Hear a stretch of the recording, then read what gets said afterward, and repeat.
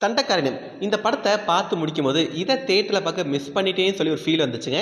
ஏன்னா, அவ்வளோ சூப்பரா இருந்துச்சு. அதையும் தாண்டி இந்த படத்த பேஸ்டான ட்ரூ ஸ்டோரில எடுத்திருக்காங்கன்னு சொல்லி கடைசில தெரிய வரும்போது, நான் உண்மையிலேயே ஷாக் ஆனேங்க. அண்ட் இந்த படம் எந்த ஓடிடில ஸ்ட்ரீம் ஆகுதுன்னா, சிம்ப்ளி சவுத்ல ஸ்ட்ரீம் ஆகுது. ஸோ இந்த படத்தோட கதையை ரொம்ப சிம்பிளா சொன்னா, நம்ம தினேஷ் அண்ணாவும், கலையரசன் அண்ணாவும் அண்ணன் தம்பிங்க. இவங்க 2 பேரும் பழங்குடி மக்கள சேர்ந்தவங்க. ஓகே. நம்ம கலையரசன் அண்ணா கரண்ட்டா எங்க இருக்காங்கன்னா, ஐஎஸ்டிஎஸ்ன்னு சொல்லி ஒரு ட்ரெய்னிங் அகாடமில இருக்காங்க. அந்த அகாடமிக்கு கலையரசன் அண்ணா எப்படி வந்தாங்க? அந்த அகாடமில வந்தப்ப நம்ம கலையரசன் என்னென்ன கஷ்டங்கள்லாம் பட்டாங்க? and அதையும் தாண்டி அந்த அகாடமில ஒரு சில விஷயங்கள்லாம் நடக்குது. அது என்ன? இதெல்லாம் சேர்த்து சொல்ற ஒரு படம் தான் தண்டகாரண்யம். ஃப்ராங்கா சொல்லணும்னா, இந்த படத்தோட ஃபர்ஸ்ட் 30 மினிட்ஸ் எனக்கு செட்டே ஆகலங்க. ஏன்னா ரொம்ப மெதுவா போன ஒரு ஃபீல் வந்துச்சு.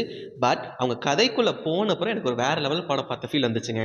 அதுக்கு காரணம் இந்த படத்தோட டைரக்டர். என்னதான் இந்த படம் வந்து பேஸ்டான ட்ரூ ஸ்டோரியா இருந்தா கூட ஸ்க்ரீன் பிளே ஸ்ட்ரக்சர் பண்ணுங்க. அது ரொம்ப நீட்டா பண்ணியிருந்தாரு. அண்ட் அதே மாரி இந்த மாரி இன்சிடென்ட்லாம் நடக்குதுன்னு சொல்லி மக்களுக்கு காமிக்க நினைச்சேன் தெரியுமா? அந்த ஒரு விஷயம் எனக்கு ரொம்பவே பிடிச்சிருந்துச்சுங்க. And next music and cinematography சூப்பரா இருந்துச்சுங்க. அண்ட் அதே மாரி இந்த படத்துல இருக்க ஆர்டிஸ்ட் எல்லாருமே அவரோட கேரக்டர் ரொம்ப நீட்டா பண்ணியிருந்தாங்க. எனக்கு தினேஷ் அண்ணா, கலையரசன் அண்ணா இவங்களோட பெர்ஃபார்மன்ஸ் ரொம்ப பிடிச்சிருச்சுங்க.